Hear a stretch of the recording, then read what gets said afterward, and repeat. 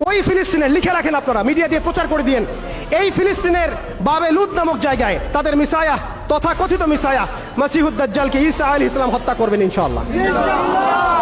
পৃথিবীর কোন শক্তি, কোন ন্যাটো, কোন ইউনাইটেড নেশনস, কোন ইউরোপিয়ান ইউনিয়ন, কোন IMF, কোন ওয়ার্ল্ড ব্যাংক, কোন সাম্রাজ্যবাদী শক্তি এই ভবিষ্যৎবাণীকে ঠেকাতে পারবে ইনশাআল্লাহ।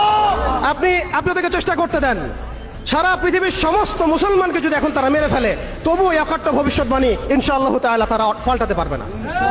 এটা আমাদের আশার জায়গা, এটাই হচ্ছে চূড়ান্ত বিজয়। এবং ঈসা আলাইহিস সালামের হাতে আগামী 40 বছর লিখে রাখেন আপনারা, এরপরের 40 বছর ওই বাইতুল মুকাদ্দাস থেকেই সারা বিশ্বে ইসলামী খিলাফা কায়েম হবে ইনশাআল্লাহ।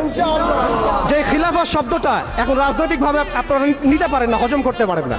আমি জানি আপনারা জানেন না, অনেকেই এটা অজ্ঞতার কারণেও হতে পারে, তারা হয়তো জানেন না, আমরা জানাতে এসেছি। এই যে খিলাফা শব্দটা তারা নিতে পারে না, এই খিলাফাই হবে পৃথিবীর শেষ শাসন ইনশাআল্লাহ তাআলা। এই খিলাফা দিয়ে বিশ্ব শুরু হয়েছিল, এই খিলাফা দিয়েই বিশ্ব শেষ হবে। ঈসা আলাইহিস সালাম 40 বছর ওই জেরুজালেম থেকেই এই বিশ্বকে শাসন করবেন ইনশাআল্লাহ তাআলা। এটা লেখা হয়ে গেছে কুদিয়াল আমর, এটা কেউ চেঞ্জ করতে পারবে না। ওই ফিলিস্তিন